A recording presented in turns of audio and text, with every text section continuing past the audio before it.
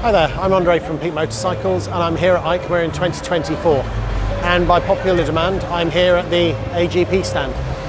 So they've only got a few bikes here. I think most of them are things that you may have seen before, but I'll certainly show you what they're showing this year.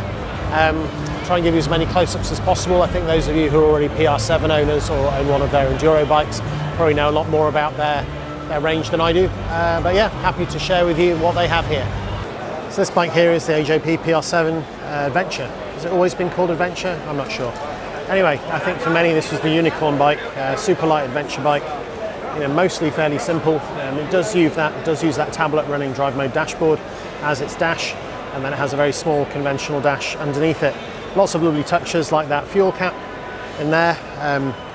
I guess they use a lot of sort of off-the-shelf parts, things like the domino grips.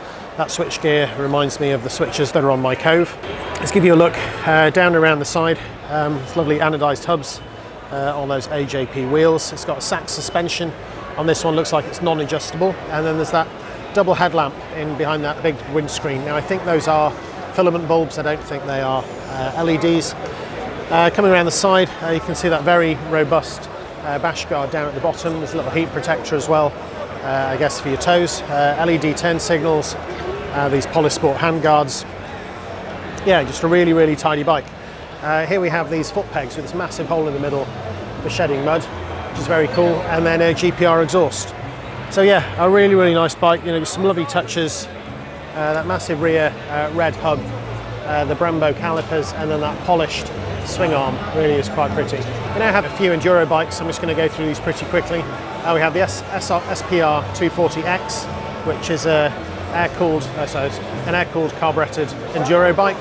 It's kind of cool. They don't publish weights, I'm afraid, or any other information about them, so I'm a bit limited to what I can show you. It's carries the fuel low down and at the back. It's got that fuel filler actually in the seat itself. I assume that's for balance. We have two more down this side. We have the 310R, which is a 4-stroke liquid-cooled enduro bike. I think it's a 300cc. Again, really nicely finished. Lots of parts from other manufacturers to fill out the bike, but then again, I guess AJP are a fairly small manufacturer, so if you're going to use stuff, it might as well be the good stuff from others. And this one here also has those Sachs shocks, and actually, I think when I looked from the side before on the PR7, I didn't see the adjusters at the top, but as I look in there, it is adjustable. I thought it was a bit unlikely that they wouldn't have that. So yeah, coming down the front of the SPR 310R, and then the last one that we have here is the SPR 250. This is their 250cc enduro bike.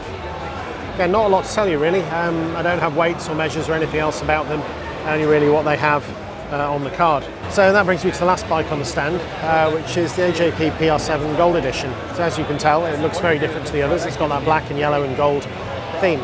I think for the most part, the gold is actually things like the chain. All the anodized bits are gold instead of red, including the fuel filler. However, it does have those rather pretty Öhlins forks, gold wheels, and I think there's a rear Öhlins shock as well, all of which are gold and yellow. This bike does actually have the tablet on for the dash, the drive mode dashboard, which I can show you if you've never seen it before. Yeah, it's kind of cool. It takes information directly from the bike's computer and displays it up there.